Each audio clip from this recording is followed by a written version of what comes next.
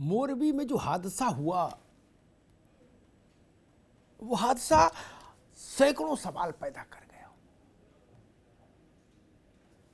ऐसे प्रश्न जिनका उत्तर बहुत कठिन नहीं है, सामान्य समझ वाला व्यक्ति भी उनके उत्तर खोज सकता है। लगभग 200 लोग मृत्यु के आगोश में समा गए। यह हादसा इतना बड़ा था और अभी बाकी क्या परिस्थिति है यह भी नहीं पता। उस पानी के नीचे तलछट में, मटमैले पानी में कौन कितनी लाशें हैं, क्या स्थिति है, किसी को नहीं पता। मोरबी के अस्पतालों में हाहाकार है, करुण क्रंदन है, खून की कमी हो गई, इतने घायल आ रहे, इलाज, समस्याएं।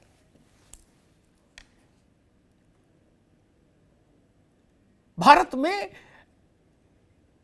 ये जो दिन है ये उत्सव के दिन माने जाते हैं, उत्सव के दिन होते हैं। और उन उत्सव के दिनों में गुजरात में इतनी बड़ी त्रासदी, हर आंख नम हो जाए, हर आंख में आंसू आ जाए, ऐसी बड़ी दुर्घटना हो गई।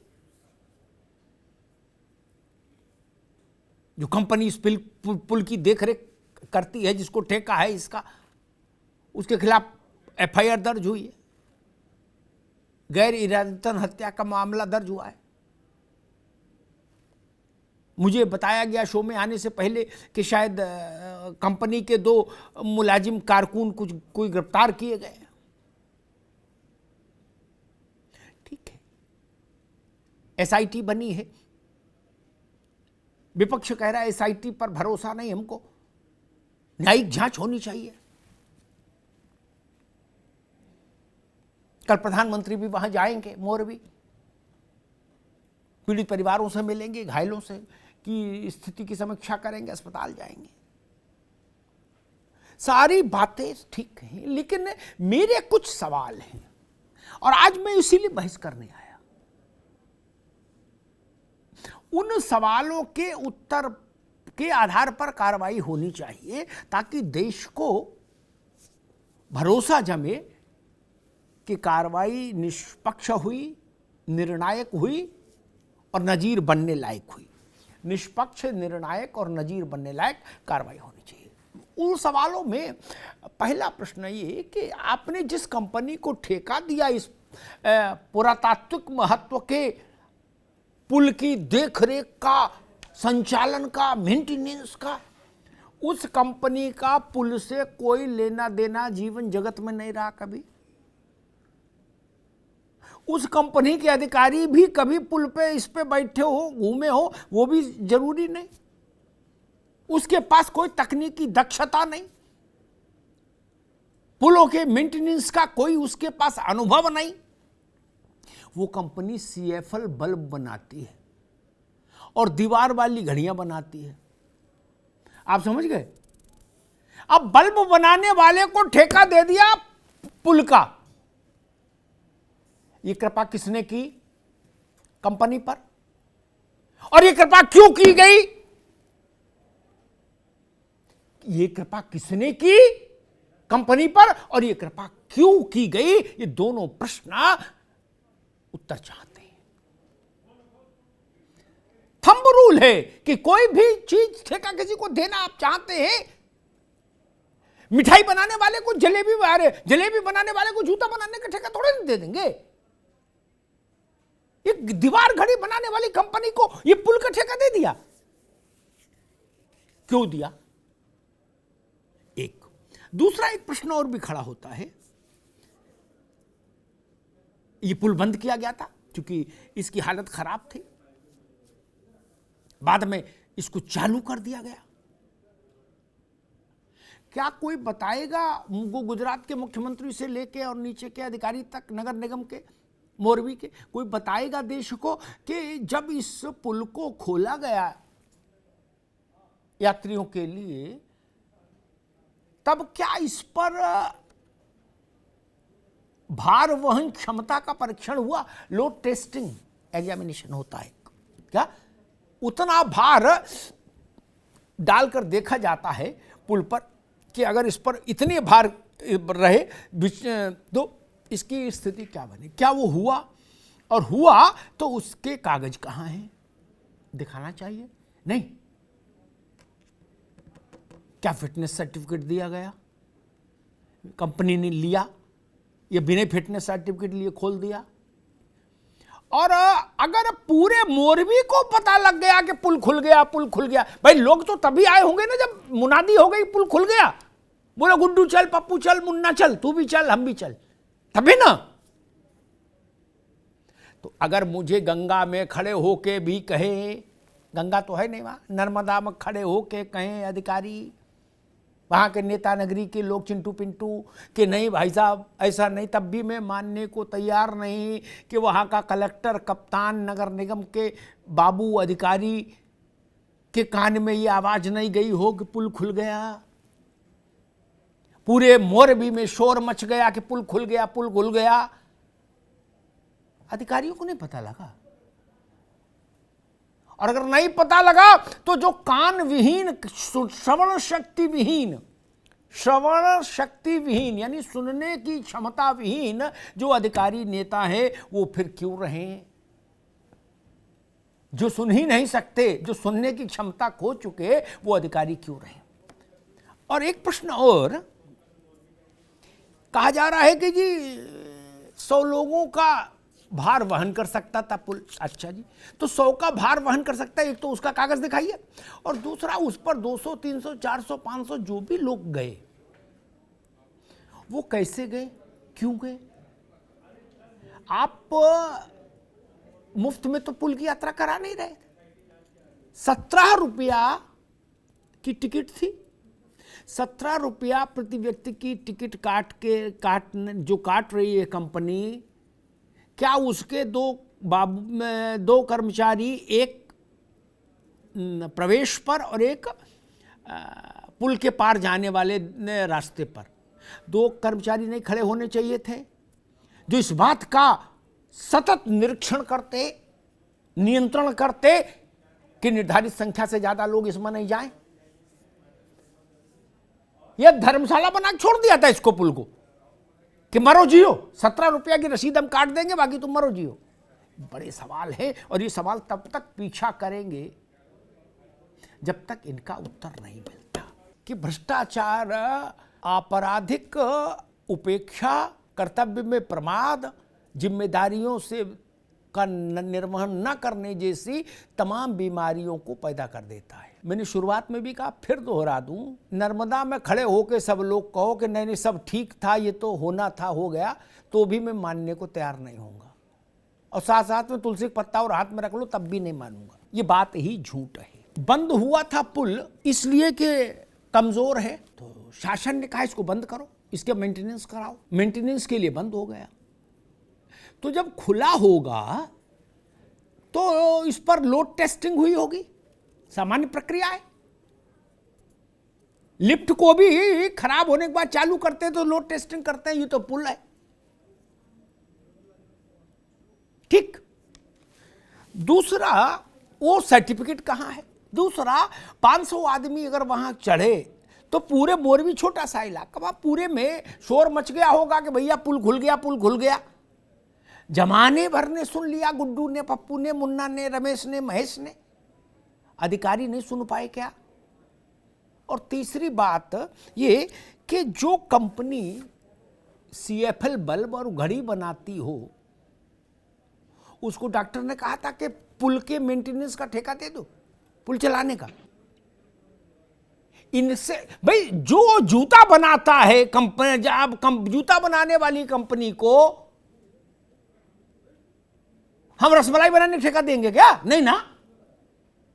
तो ये CFL बनाने वाली कंपनी को काहे दिया?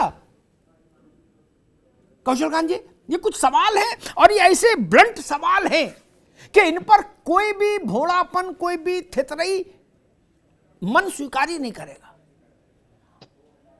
बिल्कुल जो सामान्य समझ वाला है वो भी जानता है कि भाई जो आदमी घड़ी बनाता है वो पुल की ABCD क्या जाने। दंड नजीर बन जाए ऐसा दंड होना चाहिए, चाणक्य ने भी कहा कि राजा के लिए यही शोभनीय है, करणीय है। लेकिन मुश्किल ये है शैलेंद्र बाबू कि जिन कारणों से घड़ी बनाने वाले को पुल का ठेका मिलता है, वही कारण निर्णायक दंड के रास्ते में आके खड़े हो जाते हैं।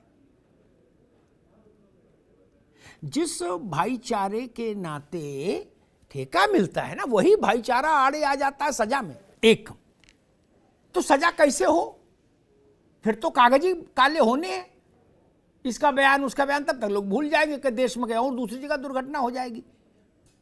वृंदावन में हुई थी, उसके बाद खाटू श्याम जी में हुई, फिर यहां हो गई।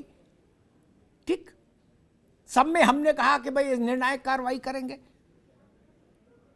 लेकिन कोई कार्रवाई होती नहीं। और एक आपसे मेरा प्रश्न ये कि छोड़िए राजनीतिक बात, हम तो मूल बात जानते, कोई मुफ्त में तो पुल में झूला झूला नहीं रहा था। कंपनी वाला 17 रुपया की टिकट ले रहा था।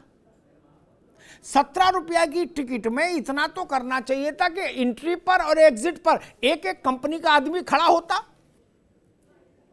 नहीं, ये टिकट ले जाओ, फिर बाद में आपका मुकद्दर है, वैकुंठ की टिकट निकले या मृत्यु की निकले, आपकी जिम्मेदारी।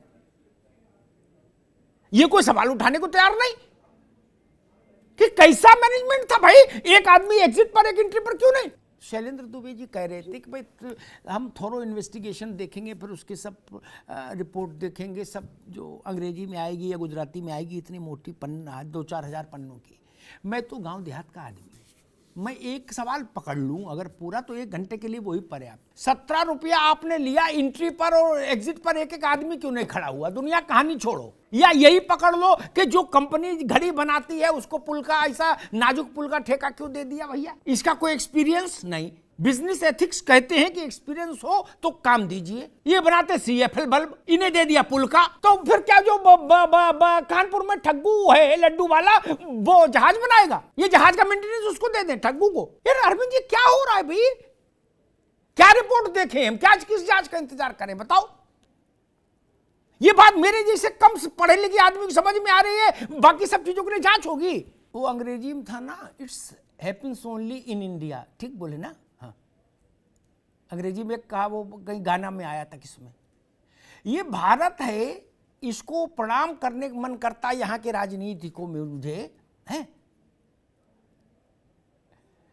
जो सबसे बड़ा शराब का कारोबारी ठेकेदार क्या भारत में था, क्योंकि उसके पास जो राज्य था वो भारत में सबसे बड़ा था आबादी, वो मातृत्व के गर्भावस्था के समय स्त्रियों को स्वास्थ्य रक्षा के लिए दी जाने वाली पंजीरी का ठेकेदार था देश के कई राज्यों में, उत्तर प्रदेश समेत। बोलो सियावर रामचंद्र की जय, सत्यनारायण स्वामी की जय। प्रसाद बांटो। ये देश है बड़ा विचित्र भैया। तो बल्ब बनाने वाला पुल क्यों नहीं चलाएगा।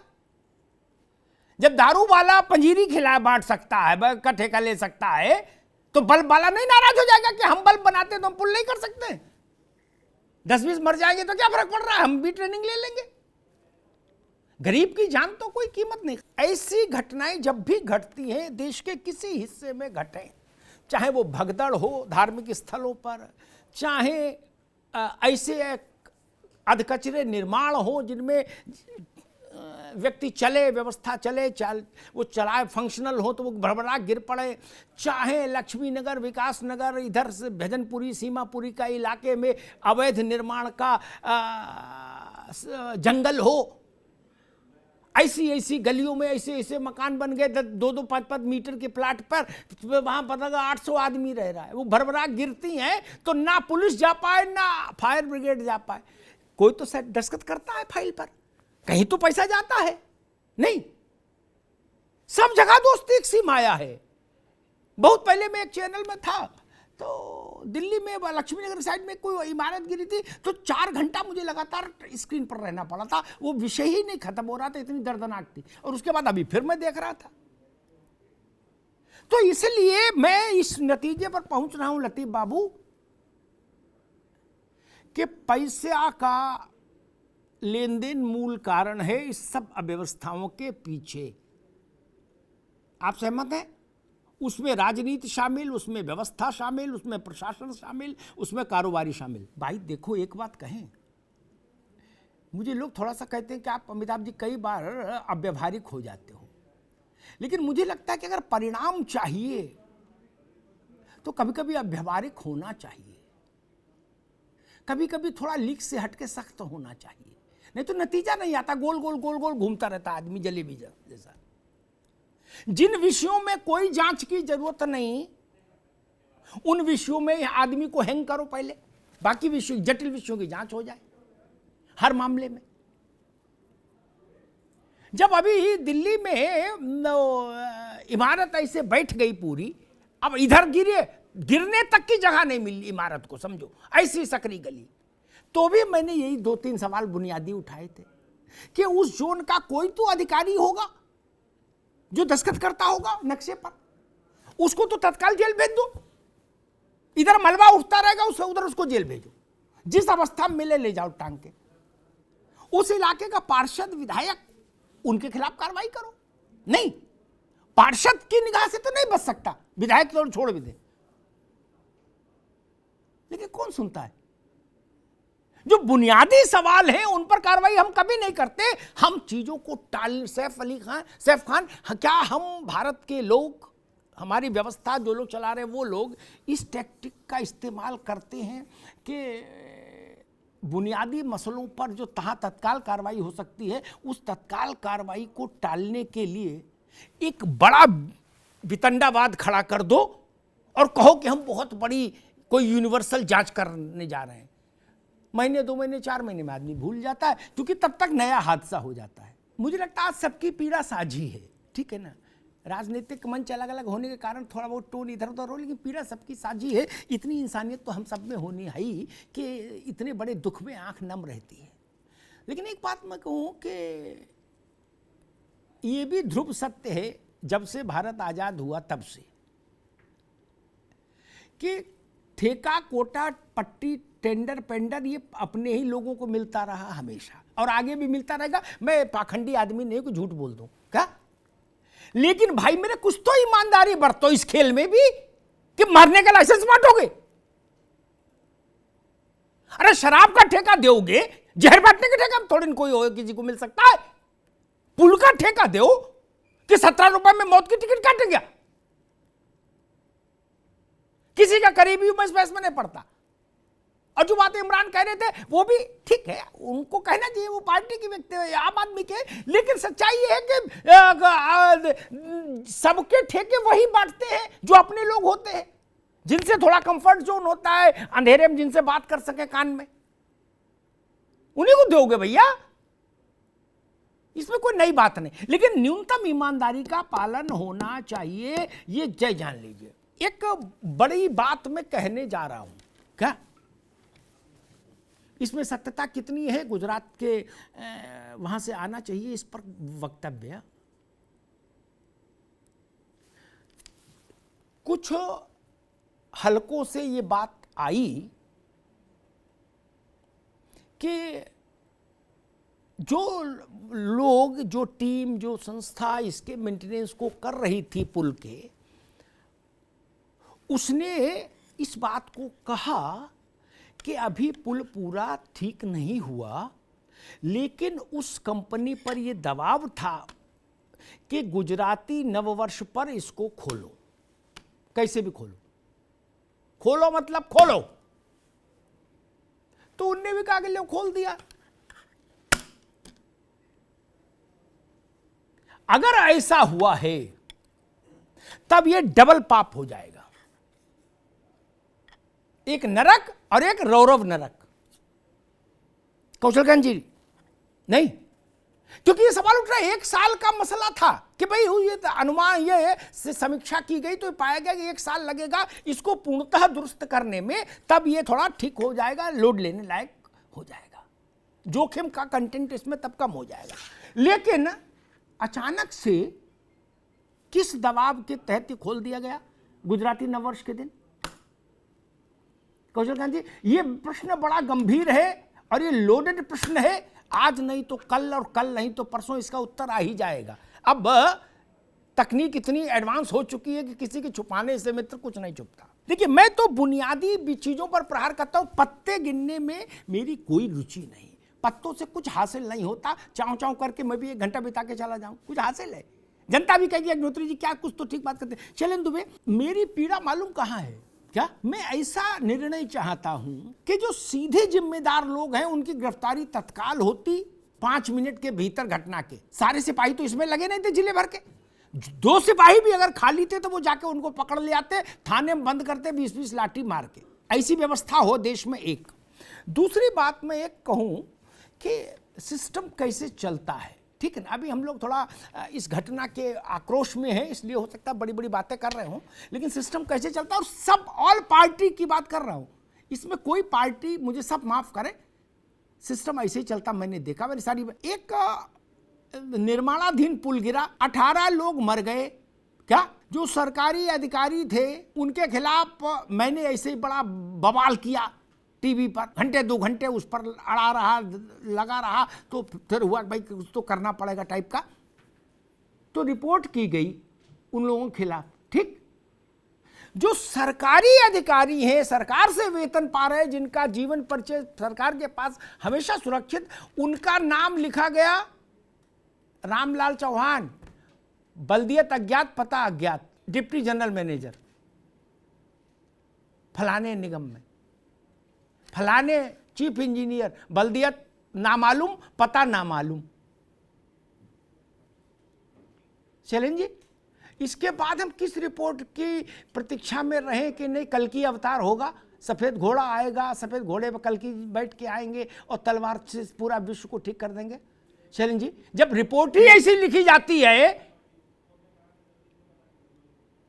भाई, आप तो ऐसे ऐसे देश में लोग जो डिस्ट्रिक्ट मजिस्ट्रेट को पता नामालूम लिख देंगे, बोले कप्तान नाम यह है लेकिन पता नामालूम, और कोई सवाल नहीं उठाता।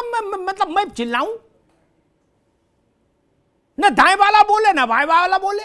मैं चूंकि राजनीतिक व्यक्ति नहीं हूं, इसलिए मैं कभी ये नहीं ऐसी वो राजनीतिक लोगों की मजबूरी होती है एक दूसरे पर आरोप लगाना, मैं उन सब चीज़ों पर नहीं पड़ता। और मैं कभी नहीं मानता कि कोई सरकार ये चाहेगी कि उसके राज्य में ऐसा बवाल मच जाए। अरविंद केजरीवाल ने भी नहीं चाहा होगा कि लक्ष्मी नगर में इमारत भरभरा गिर पड़े और लोग मर जाए। वो नहीं जानते बवाल होगा इसके बाद, कोई नहीं चाहता। लेकिन दोष कहां है, इसलिए मैं बेल आउट नहीं कर सकता। भ्रष्ट कॉलोनाइजर से आप रिश्ता रखना चाहते हो, उसमें तो आप नहीं कहते हो कि ऐसे इमारत बनाओ, या आप नहीं बोलते हो, लेकिन साइन तो आपका सिस्टम करता है ना कि अलाउड या नॉट अलाउड में भी बनने देते हो। अमिताभ अग्निहोत्री अभी चने बेचने की ठिलियां रख ले तो आप 10 तरह के वो नोटिस भेज दोगे और पुलिस भेज दोगे। इसलिए किसको झूठ बना रहे हो भाई? मैं नहीं कहता सरकार की भूमिका, लेकिन सरकार आंखें तो मीचती है ना। सीधे पाप करना और पाप में को परोक्ष रूप से होते देना, दोनों ही बराबर के पाप है। शैलेंद्र भाई, कैसे मान लूं मैं ये ठीक नहीं। अभी वहां बांके बिहारी में भगदड़ मची, 2 लोगों का देहावसान हो गया। वहां जो कलेक्टर कप्तान से लेके और सिपाही होमगार्ड तक तैनात है, मथुरा का सीडीओ है, डीडीओ है, बीडीओ है, कौन नहीं जानता? कौन नहीं जानता? मैं ये नहीं कह रहा हूं वो लोग मारने के लिए आए थे अंदर, नहीं, वो तो परकोटे पे थे, अपने साले सलहेज के साथ फोटो खींच रहे थे। अधिकारी जिनकी जिम्मेदारी थी बाहर खड़े होना, इसलिए मैं उस खिन्न होता हूं। और कोई माइका लाल जो कहे अपने घर के बाहर मोहल्ले में मूंगफली की एक ठिलिया लगा के दिखा दे बिना पैसा दिए, अगर शाम तक उसके पास 10 लोग नहीं आ जाए अलग अलग तंत्र के कि भाई ठिलिया लगेगी तो 10 रुपया रोज इनका, 10 रुपया रोज इनका, 10 रुपया रोज इनका। इतने बड़े बड़े काम अनदेखे में हो जाते हैं क्या? मैं नहीं मान सकता। मसला वही कापर करूं सिंगार पिया मोरे आंधर रे, मुकदमा हो भी गया लेकिन उसमें लिखा जाएगा अमिताभ अग्निहोत्री बल्दियत नामालूम पता नामालूम, डॉक्टर कौशलकांत मिश्र बल्दियत नामालूम पता नामालूम, शैलेंद्र दुबे जी बल्दियत नामालूम पता नामालूम, यही ना। अभी आप कहोगे मैं घटना बता दूंगा, गूगल पे जाके देख लीजिए, एफआईआर भी मिल जाएगी। हो सकता है मेरा कुछ उसमें बोला हुआ ऐसे कोई शो भी मिल जाए आपको। मैंने पूछा कि यार क्या मतलब किसको पागल बना रहे हो आप? जो सीनियर गवर्नमेंट ऑफिशियल्स है उनको आप लिख रहे हो एफआईआर में कि पता नामालूम। अरविंद जी फिर हमसे कहा जाए कि ये पानी पी लो बेटा, कैसे पी ले? एक गांव में सालों से कुछ लोग आते हैं बाहरी, उनके साथ दलाल हैं, लड़कियां देखते हैं गांव की, फिर स्टाम्प पेपर पर लड़की खरीद के ले जाते हैं। क्या सबको जानकारी? ऐसा हो सकता है कि कोई जाने ना? गांव में कोई भी आदमी बाहर का आएगा तो उसके आने की आहट ना हो, ऐसा संभव नहीं ना संभव। वो ग्रेटर कैलाश तो है नहीं कि कोई जाने नहीं पड़ोस के फ्लैट में कौन रहा आया, नहीं। हम लोग चाहते हैं कि राजनीति को बेनिफिट ऑफ डाउट दे दीजिए। किसको पकड़िए? बोले पटवारी को जेल भेज देते हैं।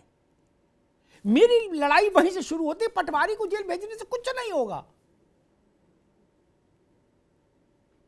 बड़े को जेल भेजो। और तंत्र मुझसे कहता है अग्निहोत्री जी पटवारी पे कंप्रोमाइज कर लो। क्या चपरासी, पटवारी, बाबू, क्लर्क, सिपाही, इनको सैफ खान, इनसे कुछ देश सुधरेगा? यहां एक जगह है शाहबेरी, है ना, उसके कुछ लोग मेरे पास आए, मैं किसी दूसरे चैनल में था, मैंने उनकी समस्या को समझा और उठाया तो मुख्यमंत्री जी ने उसका संज्ञान लिया, उनका आभार। और उन्होंने अच्छे इंटेंशन से एक आदेश किया कि भाई जितने लोग 10-15 साल में वहाँ उस इलाके में पुलिस में और प्राधिकरण में रहे हैं अधिकारी, सबके लिस्ट बनाइए और सबको दंडित करिए, ढूंढ ढूंढ के कहीं हो, रिटायर हो गए तो भी जेल भेजिए। क्या लोग आए, हमको भी माला पहना गए, वहाँ के लोग आए, बोले भाई साहब आपके चलते देखिए हो गया। क्या लेकिन इतने वर्ष हो गए, पहले कार्यकाल की बात है, लिस्ट बन रही है जी। लिस्ट तो एक इस पर नहीं होगी कि कौन कब कहां तैनात है, अब तो इस पे आता रहता है सबका रिकॉर्ड, नहीं, लिस्ट बन रही है, कोई जेल नहीं गया। यही डर है मेरा। कश्मीर से कन्याकुमारी, असम से गुजरात तक जांच जारी है, तब तक शिकायत करता ही मर लेता है।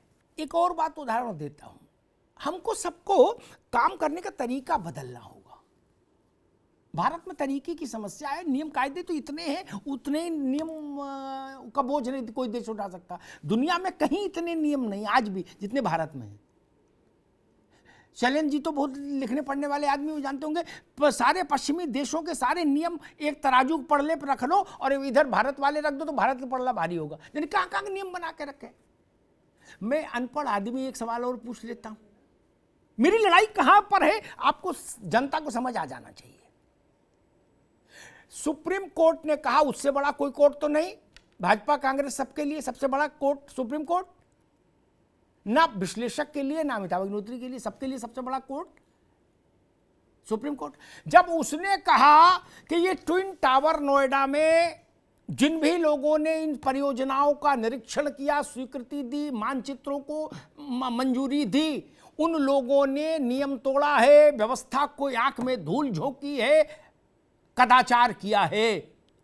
क्या इनको कानून के शिकंजे के दायरे में लाया जाना चाहिए। यह बात apex court of the land कह चुका।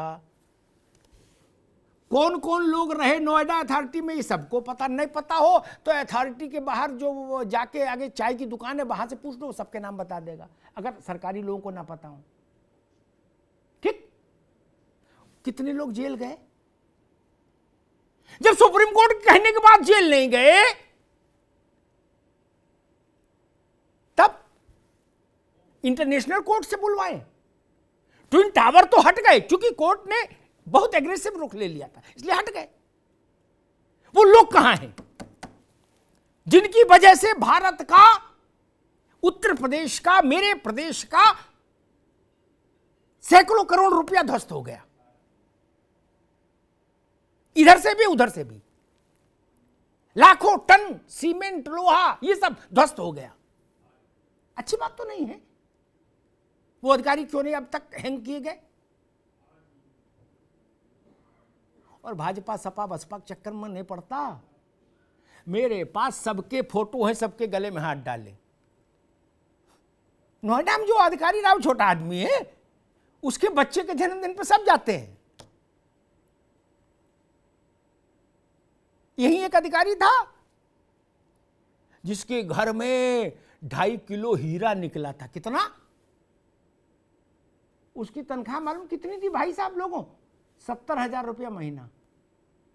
70,000 रुपया महीना पाने वाला 2.5 किलो जीरा नहीं जुटा सकता अपने घर में। जीरा, वो हीरा निकले थे। फिर मुझसे कहा जाता कि अमिताभ जी जांच की प्रक्रिया जारी रहेगी, आप निश्चिंत रहिए, आपने बात उठाई है, शासन गंभीर है, जांच जारी है। कब तक गंभीर रहेंगे भाई? कब तक प्रतीक्षा होगी? भय प्रकट कृपाला दीन दयाला कब होगा? मोरबी के कुछ जो बेसिक सवाल है उन पर तो कार्रवाई हो जाए। तकनीकी मसलों पर होती रहेगी व्यवस्थाएं। सारी बातें एक तरफ। मैं ये कैसे भूल जाऊं, 17 रुपया की पर्ची काटी, एक आदमी जहां से घुसा जाता वहां और एक जहां से निकला जाए पुल में, वहां नहीं खड़ा हो सकता था। इसके लिए संसद से प्रस्ताव पारित होता क्या?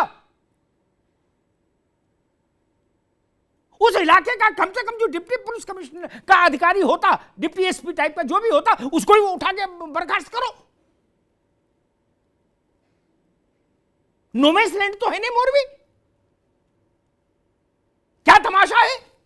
ये नहीं चलेगा। और अगर ये बात सच है कि प्रीपोन करने के लिए दबाव डाला गया, क्योंकि मैं एक और कड़वी बात कही के बात समाप्त करूंगा, मेरी बात से शैलेंद्र भाई भी सहमत होंगे और बाकी सब मित्र भी। राजनीतिक कारणों से योजनाओं में, परियोजनाओं में जबरिया प्रीपोन या पोस्टपोन करने का पुराना शगल है भारत में। अभी समय नहीं मैं 10 उदाहरण बता देता, जहां तकनीकी और विशेषज्ञों ने कुछ राय दी, कहा नहीं इसी तारीख को करो। बोले साहब अभी नहीं हो पाएगा, बोले बाद में हो जाएगा बाद में, तुम उद्घाटन करो। हुआ है ऐसा और लगातार हो भी रहा है। मुख्यमंत्री की मर्जी, चाह ले कि भाई उद्घाटन करना है तो करना है। उनको अगर पंडित जी ने बता दिया कि सोमवार को उद्घाटन करा दो, वो सोमवार को कराएंगे, वो टेक्निकल टीम से तो नहीं पूछेंगे। क्या गलत तो नहीं कहा ना? अगर ये हुआ है तो ये अच्छी बात नहीं। वो 200 परिवार, उनके घर में हमेशा के लिए अंधकार हो गया। गुजराती नववर्ष अब जब जब आएगा, उनके परिवार की आंख में से आंसू आ लाएगा। अरे साल भर लगना था अगर मेंटेनेंस में, तो 13 महीना लगने चाहिए थे। कोई ऐसी कोई जल्दी थी? कोई ट्रेन छूट रही थी? और दूसरी बात, मैं भाई इस तरह की बातों में सहमत नहीं होता। और कोई औद्योगिक घराना, कोई अपने पैसे लगा के कोई अपना नए क्षेत्र में व्यापार करे, कोई दिक्कत नहीं। जैसा एक उदाहरण आया कि भाई किसी औद्योगिक घराने ने मीडिया क्षेत्र में निवेश किया, अच्छी बात है, करना करें, डाइवर्सिफिकेशन करते हैं लोग, अच्छी बात है। लेकिन सरकार जब ठेका देती है किसी को, तो ये मैंने नहीं कहा, इसको मेरी वाणी मत मानिए, ये सरकार का नियम है। कश्मीर से कन्याकुमारी, असम से गुजरात तक, कौशल जी से लेकर सारे लोग सहमत होंगे जो ठेके का ठा भी जानते हैं। उसमें लिखा होता है इस काम का कितना अनुभव है।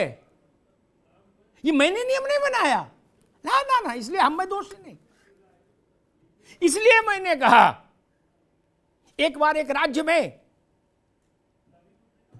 बिजली बनाने वाली कंपनी को या इन्वर्टर बनाने वाली कंपनी को जूते बनाने का ठेका दे दिया था, तब भी मैंने आवाज उठाई थी। मैंने भाई क्या तमाशा कर रहे हो, ये नहीं ठीक है। वही बात मैं आज फिर कह रहा हूं क्या बेहतर नहीं होता जो पुलों के रखरखाव से जुड़ा काम कर रहा होता उसको दे देते? अनुभव का कुछ तो महत्व होता ही है ना। बिल्कुल नए आदमी के साथ तो पर संकट है। आप अदालत में भी इस बात को जस्टिफाई नहीं कर पाएंगे अगर मामला अदालत में गया कि क्यों दिया गया जब योग्यता नहीं थी। जहाज के मेंटेनेंस का काम ऑर्गेनिक खेती करने वाले को कैसे दे सकते हैं? ऑर्गेनिक खेती भी अच्छा काम है, मैं ये नहीं कह रहा घड़ी बनाना खराब काम है या सीएफएल बल्ब बनाना वो भी अच्छा काम है, लेकिन वो आपको ऐसे नाजुक पुल, और ये पुल सामान्य पुल नहीं है, ये हैंगिंग पुल है, हैंगिंग। इसमें सुरक्षा का खतरा ज्यादा है, इसमें जोखिम का कंपोनेंट ज्यादा है, इसके लिए और ज्यादा विशेषज्ञता की जरूरत थी। और अगर 1500-1700 करोड़ का पुल दुनिया में कहीं सुना आपने, दुनिया के आज तक के ज्ञात इतिहास में, कि आंधी में उड़ गया हो? It's happens only in India. Bharat में हो चुका, बिहार में। बोलो श्री सत्यनारायण स्वामी की जय। वो भी लोगों ने मान लिया, बोले उड़ गया होगा। बोले हमारा छप्पर तो नहीं उड़ा, और तेरा छप्पर नहीं उड़ा लेकिन पुल उड़ गया, चुप रहे। और कोई देश होता तो ऐसा बोलने वाले को तत्काल जेल में डाल दिया गया होता। इससे बड़ा प्रलाप कोई हो सकता है कि आंधी में पुल उड़ गया?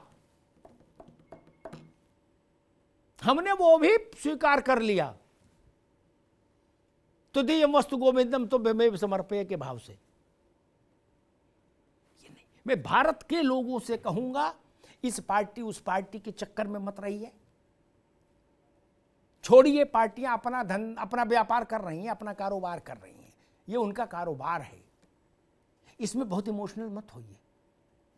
ऐसी घटना जहां घटे, कश्मीर से कन्याकुमारी, असम से गुजरात तक, उसके लिए लड़िए, तब तक कुंडी खटखटाते रहिए जब तक न्याय ना हो जाए। वो घटना छूटनी नहीं चाहिए, भूलनी नहीं चाहिए देश को। राजनीतिक दलों से बहुत अपेक्षा मत रखिए, उनके एजेंडे में सूट करेगा तो वो खड़े होंगे, नहीं तो नहीं खड़े होंगे। लेकिन ये देश तो सबका है। केवल 10, 20, 50 लाख लोग जो राजनीति करते हैं उन्हीं का नहीं है, 150 करोड़ लोगों का मुल्क है। उस छोटी सी नदी में अभी कितने शरीर और हैं किसी को नहीं पता। जब पूरी स्थिति बनेगी तो क्या दृश्य बनेगा, मैं उसकी कल्पना नहीं कर सकता। 200 लोग बहुत बड़ी संख्या है, मृत्यु तो एक ही बहुत बड़ी होती है। 200 लोग, पूरा दृश्य बदल गया, परिदृश्य बदल गया। इससे सबक सीखिए मेरे दोस्त। आज नहीं सीखेंगे, आज नहीं खड़े होंगे ऐसी घटनाओं के खिलाफ, तो यकीन मानिए हर दिन ऐसे हादसे होंगे। सरकार किसी की हो, अधिकारी कोई हो, इससे बहुत फर्क नहीं पड़ता। 19-20 हो सकता है। और जो किसी ने कहा कि कौशल कांत जी ने कहा था कि बड़े नेता जेल में हैं, ठीक है, कुछ लोग जेल गए, मैं उससे अच्छा है, मुझे प्रसन्नता है जेल जाने से लोगों के। लेकिन एक बात मैं और कहूंगा, जो सिस्टम है ना, उसके लोग जब तक जेल नहीं जाएंगे तब तक नेताओं को एक्स नहीं वाई मिल जाएगा काम करने के लिए। जब अधिकारी डरेगा और नेता से कहेगा साहब मैं ना कर पाऊंगा, आप मुझे पद से हटा दो, मुझे मेरी जेल हो जाएगी, मैं ये ना काम नहीं कर पाऊंगा, तब देश सुधरेगा। अभी स्थिति ये है कौशल जी कि नेता एक सिक्का उछाले ना है कि इस किस्म का काम करने के लिए कौन कौन अधिकारी तत्पर है। क्या एक ढूंढे 100 आ जाएंगे, कहेंगे भाई साहब हमें रखो, एक बार आजमाओ, तो पहले इस्तेमाल करो फिर विश्वास करो, इस नारे के साथ अधिकारी आ जाएंगे। क्या कहेंगे भाई साहब एक दिन के लिए चार्ज दे के देखो, पूरी कॉलोनी अगर पास नहीं कर दूं तो कहना जिम्मेदारी मेरी। इनको जेल जाना चाहिए। ये जब वो कंबल लोटा लेके जेल जाएंगे ना थाली, तो दिमाग ठीक हो जाएगा। नेता की आपके कलम से कुछ नहीं होता, नेता के टेलीफोन से होता है। ठीक, टेलीफोन किसको करता है? नेता अमिताभ अग्निहोत्री करता है? नहीं ना। उस कान को पकड़िए, उनको जेल डालिए, वो नेता से खुद हाथ जोड़ लेंगे। धन्यवाद।